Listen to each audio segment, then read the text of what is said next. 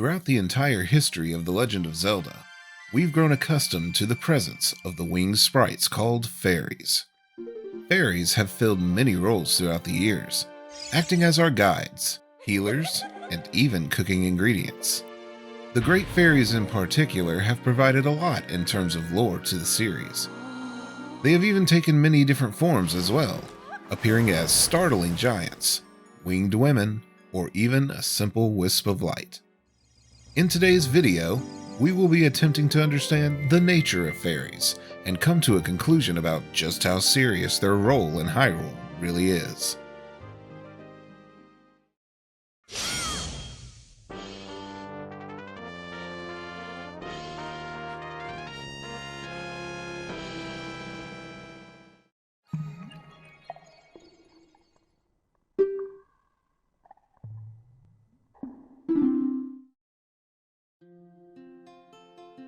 In the Wind Waker, we are told of the fairy world.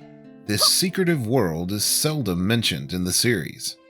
To say that it is one of the most mysterious and unaddressed topics in the lore is something of an understatement. While it's possible that the fairy world could be a term used to reference a realm where these spirits travel, I believe that in this context, it also alludes to the hierarchy of fairies and their purpose. In order to glean information about this world, we must break down the nature of these beings.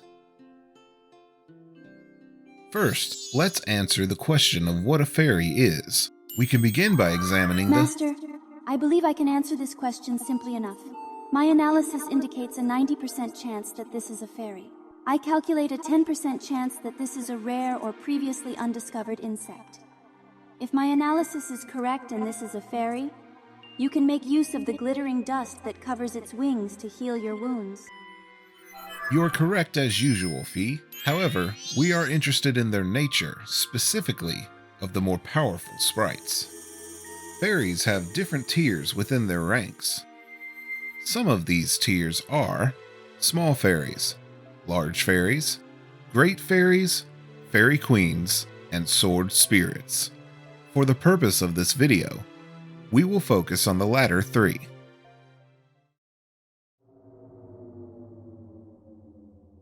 We are all familiar with the well-known gods and goddesses who usually take center stage in Link's adventures. The Goddess Hylia, the Great Deku Tree, even characters like Cyclos and Zephos. However, there are many gods in the world of Hyrule who are scarcely referenced and whose lore has not yet been cultivated. Some examples that might come to mind are the Goddess of the Sand, or the gods of the Twilight Realm. A lesser-known fact is that the great fairies of Hyrule are goddesses in their own right.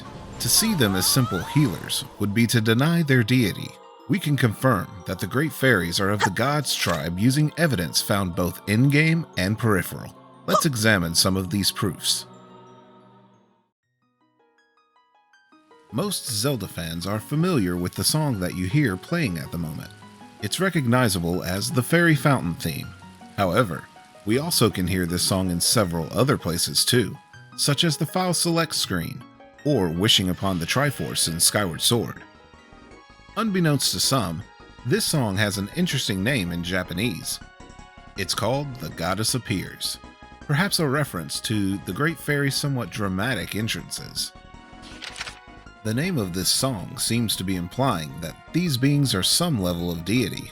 This may not be convincing enough information on its own, so let's have a look at the next reference, which comes from within the games.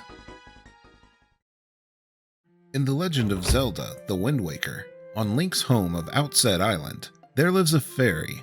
Link's grandma has become depressed and ill, and requires fairy dust to recover. When Link travels to the island's fairy fountain to acquire the dust, there is a sign there with a bit of lore upon it informing us about this bygone location. It reads, Fairy Fountain Site. This spot marks the remains of an ancient fairy fountain. The legendary hero was said to come here after battle so the fairies could ease his weariness. It was also said that whoever met with the great fairy who lived here was blessed with great fortune, so it came to be known as the Fountain of the Fortune Goddess. Again, we have proof of these entities being referred to as divine gods. On the outskirts of the Forest Haven, There is a suspicious hatch located atop a spire jutting from the water. Inside this hatch is the location of the Nintendo Gallery, a place where your pictographs can earn you figurines that come with tidbits of lore about their subjects. An interesting fact can be found when examining the figurines of the Great Fairies. The flavor text tells us that the birthplace of these spirits is located at Angular Isle. What's strange is that upon visiting the island, we will find an odd block puzzle and a chest to be obtained, but little more than that. The gaping maw of the rock formations inside the cavern does not give off the vibe one would expect from the birthplace of these fairies. Something is very mysterious about this, but there isn't much more to do but speculate about it. If you have an idea about why it looks this way, we'd love it if you left a comment explaining your theory.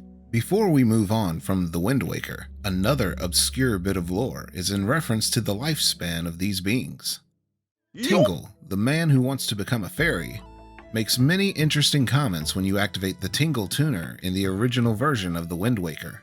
In one of those comments, the fairy expert tells us that fairies live for thousands of years.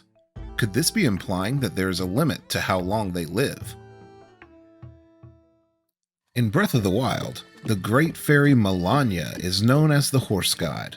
This being even has a bridge and a lake named after the trait of its godhood. But don't take my word for it. Melania refers to itself this way. My name is Melania. I am the god who watches over the horses of this world. With this grade of evidence, we can confidently state that great fairies are indeed gods. Their ability to manipulate force, whether it be restoring the life force of mortals or granting magical abilities to the hero, is a manifestation of their power as divine beings. With this groundwork established, let's press further and cover the royalty of the fairy world, the Fairy Queens. When considering the Queen of Fairies, most may recall the one from Wind Waker, as she is the most easily remembered for a number of reasons. However, there are in fact many different fairy queens that we have met throughout the series. These would be Venus, from A Link to the Past, who occupies the Pond of Happiness; Oracle of Ages, the Guardian of the Sea; Four Swords Adventures, who Link makes whole; Twilight Princess, ruling from beneath the desert; Link's Awakening, in the Windfish's Dream; and the Wind Waker, who resides in Mother and Child Isle. From the limited information we can gather, the queens seem to be even more powerful than their non-queen great fairy counterparts. These beings rule over the others in fairy world. Like their diminutive counterparts, they too are gods, and even have associations with other deities. In the Wind Waker, Mother and Child Isle is the dwelling place of that game's fairy queen. In order for Link to even access this island, he must first quell the anger of the wind god Cyclos. After bringing Cyclos back to his senses, he will bestow Link with the Ballad of Gales, a song which will allow Link to travel to different areas of the Great Sea by riding one of the wind god cyclones. The fact that you need to interact with a god who is the gatekeeper for the Fairy Queen shows her association with the divine.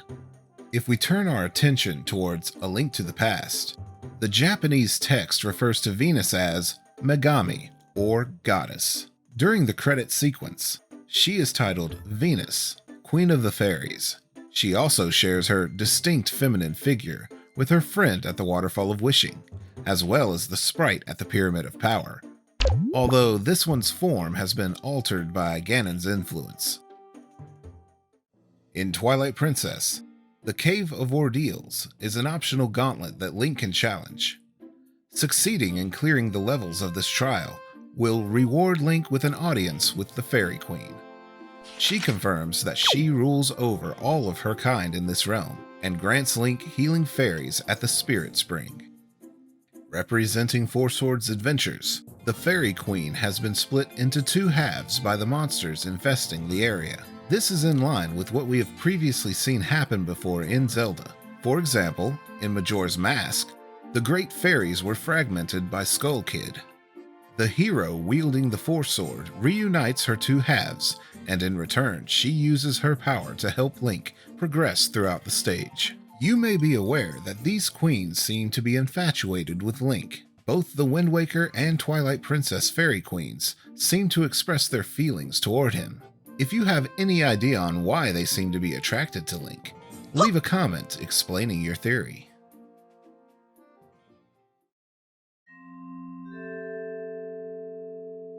The sword spirits in Zelda are a unique kind of being and are more loosely tied to the fairy deity theme that we have been talking about so far. That being said, there are still a few things worth pointing out that does make them worth mentioning in this video. First, let's define exactly what a sword spirit is. The first thing that we can do... Master, there is a 100% chance that I am able to explain what a sword spirit is, as I am, in fact, a sword spirit. Don't you have some Wii Remote batteries to check or something? Indeed, Fi is the ideal representation of a sword spirit. She and Girahim both are spirits that inhabit powerful weapons.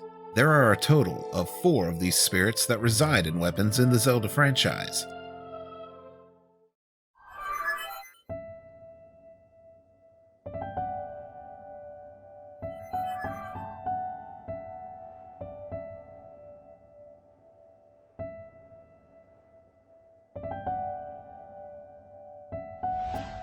Fi, the Master Sword.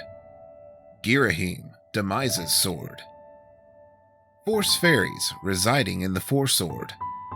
And the Fairy of Winds within the Gale Boomerang. The trident that Ganon wields in the Four Swords Adventures does not count due to a translation error in the English version. The Four Sword, like the Master Sword, also has something living within it. The Force Fairies that are housed in the Four Sword are small and numerous, and will aid Link when his life force runs low. Their presence in the Four Sword aligns with what we see from the other Sacred Blade, which houses Fi. Within the Gale Boomerang resides the Fairy of Winds. This fairy was gripped by evil while in the hands of a possessed monkey named Ook, but after being freed by Link, she offers her blessing and aid to him. The Gale Boomerang, like the Master Sword and Demise Sword, all have a central jewel on the weapon, an interesting similarity. Both Fi and Girahim's true forms share a distinct aesthetic. They have metallic figures whose colors reflect the blades they incarnate, and they bear a central jewel embedded in their bodies. However, Girahim is confirmed to be a demon lord. In opposition, would Fi be considered a goddess? There is no confirmation of this in Skyward Sword's dialogue. However, we may be able to infer this to be the case due to evidence previously discussed. Many of you may be aware that there is another being that bears the same aesthetic as Fi and Girahim. The Fairy Queen of the Wind Waker, as well as the one from Four Swords Adventures, appears to be a childlike form of Fi. This leads me to conclude that there is a connection to be drawn between these beings. It seems that Fi herself is a type of fairy and goddess in her own right, just like her little twin. One who occupies the position of queen, the other whose duty it is to partner with the hero. If Fi and Girahim truly are gods and fairies, this would explain why Girahim had to travel into the past to revive Demise instead of simply teleporting to the Triforce and making a wish upon it. After all, according to Hylia herself, gods cannot wield the power of the Triforce.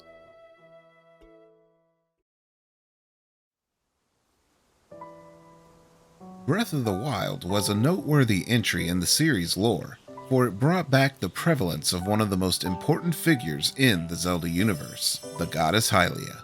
Although the previous game in the franchise, Skyward Sword, was the primary game that expounded on the lore of the goddess, from an in-universe perspective, Hylia's influence has been nigh forgotten for eons by the time we reach Breath of the Wild. It is only once we reach the backstory of Breath of the Wild that it appears that the worship of Hylia has seen a resurgence. With her divine return to the forefront of Hyrulean consciousness, the Sheikah were able to create advanced technologies and predict future events due to the power of the sight of the goddess. The daughters of the royal family had their sealing powers flourish as they completed rituals devoted to the origin of that power, her grace. Princess Zelda details her struggles to discover that power that is her birthright within the pages of her diary, which we can find 100 years later in her ruined bedroom. Zelda speaks of an interesting bit of information in this diary, as she pens her recollection of a dream that she had. It reads, I had a dream last night.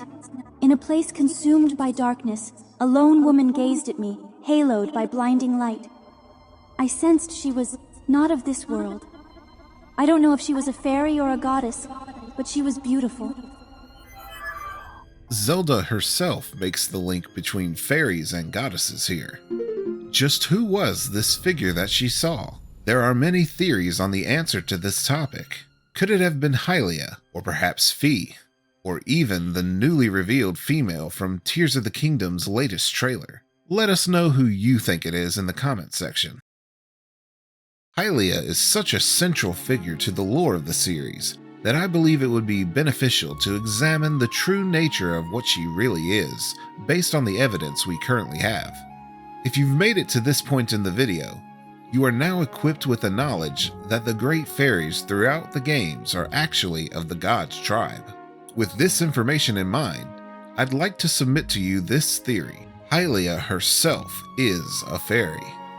This idea may be considered radical by some, but the case can be made for this theory when we take everything into account. First, have a look at her aesthetic. Her mortal form as Zelda doesn't seem to be an accurate reflection of how her true form appeared. Demise has this to say about Hylia's true form.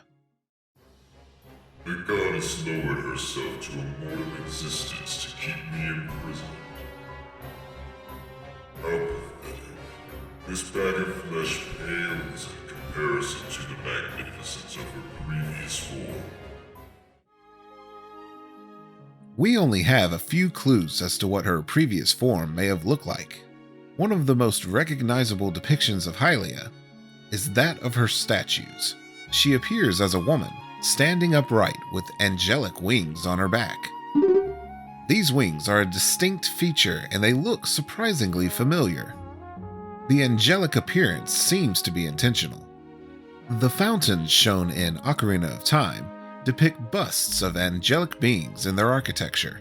Also, have a look at this quote from Barda the Gerudo in Breath of the Wild.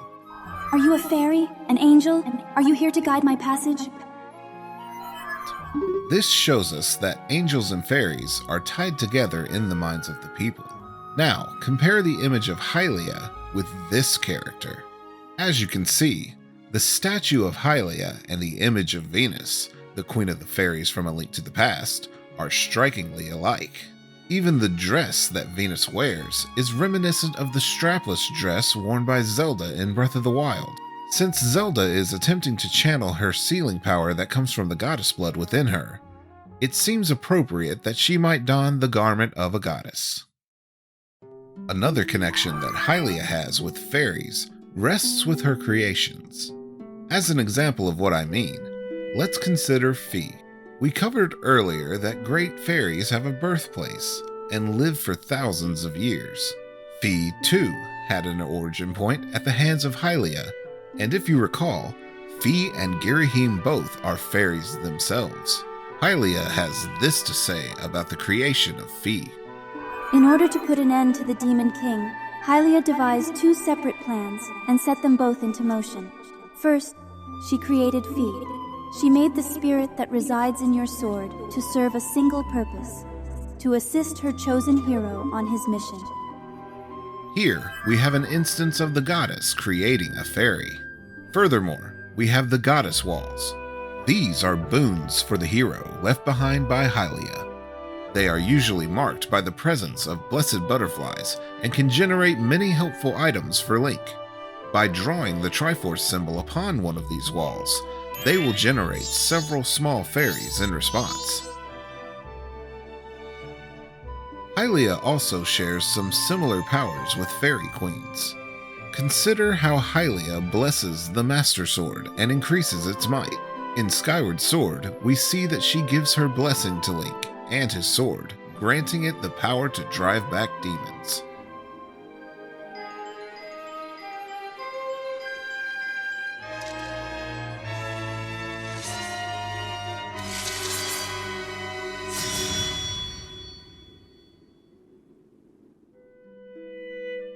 In comparison, now let's turn to a link to the past. The Great Fairy in the Pyramid of Power has been deformed by the influence of Ganon, but she still retains her power.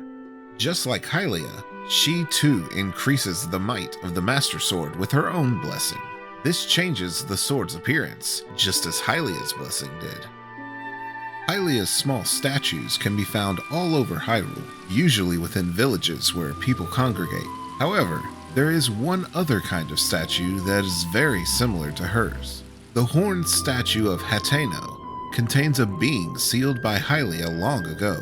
For the crime of trading in force, Hylia bound him to this form. This being is known even to the Great Deku Tree, who makes this remark concerning him. Perhaps you imagine that the containers given to you by the statues of the goddess cannot be changed. Visit Hateno village in the southwest of Hyrule. There, you will find one who trades in such containers, though he is a bit wicked. This being is on familiar terms with other gods, it seems. Furthermore, a look at the game files reveals the file name for this being, NPC Demon Statue. This information has interesting implications. Just as Fi has a counterpart in Girahim, Hylia seems to have a demon counterpart with similar abilities and aesthetics. Is this comparison a hint to the relationship between gods and demons in The Legend of Zelda? Perhaps I'll cover the topic in a future video. Considering everything that we've talked about, does Hylia seem like she could have been a kind of fairy goddess to you? Were these evidences compelling or flimsy? If you know some information that was not covered in this video, please share your thoughts with everyone in the comments. In this last section of the video, I'd like to explore some of the implications of the goddess-fairy connection, and also mention some other things you might find interesting.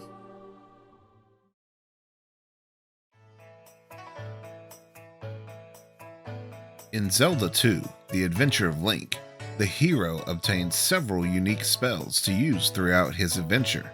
One of those spells, oddly enough, is the ability to transform into a small fairy. This shows us that it's possible to attain the form of these beings. There is one man in particular who wants more than anything else to become a fairy. Tingle is a 35-year-old cartographer who is famous for his desire to join the fairy ranks, as well as his massive thirst for rupees. However, have you ever wondered why Tingle, and great fairies for that matter, desire such copious quantities of rupees? In Breath of the Wild, fairies need large sums of rupees in order to regain their power. This is true all throughout the series, even as far back as A Link to the Past. The reason for this is that rupees are actually crystallized force. A green rupee being a tiny amount valued at 1, blue representing a bit more force at 5, yellow a bit more at 10, and so on. The color merely represents the amount of force a rupee contains. This is why Link's wallet can contain both 1,000 green rupees or 10 silver rupees without any problems with space. A wallet size contains a certain amount of force, not a certain number of physical shards. The reason that fairies need so many rupees is that they're using the force provided by these rupees to restore their depleted power reserves. By the same logic, Tingle wishes to use the force from rupees as a means of becoming a fairy, or should I say, becoming a god. A number of fans believe that Demise might be a god alongside Hylia due to his knowledge of Hylia's past form and his respect towards it. However, this is not true. Demise is not part of the Gods tribe. He belongs to the Demon tribe instead. Aside from this fact, we know that Demise coveted the power of the Triforce. However, Hylia tells us that gods are unable to use the Triforce's power. This is the reason why she had to give up her divine form in order to be able to use it.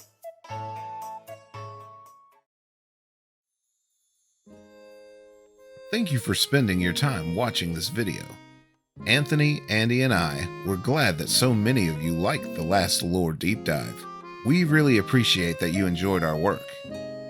If you would like us to keep making these theory videos, it would help us out tremendously if you would like and subscribe to the channel, as well as give us some feedback in the comments section. Share this video if you know someone who would find it interesting. Be sure to check out our lore shorts, as you might find some things you've never heard before in those as well. Until next time, keep it rated in.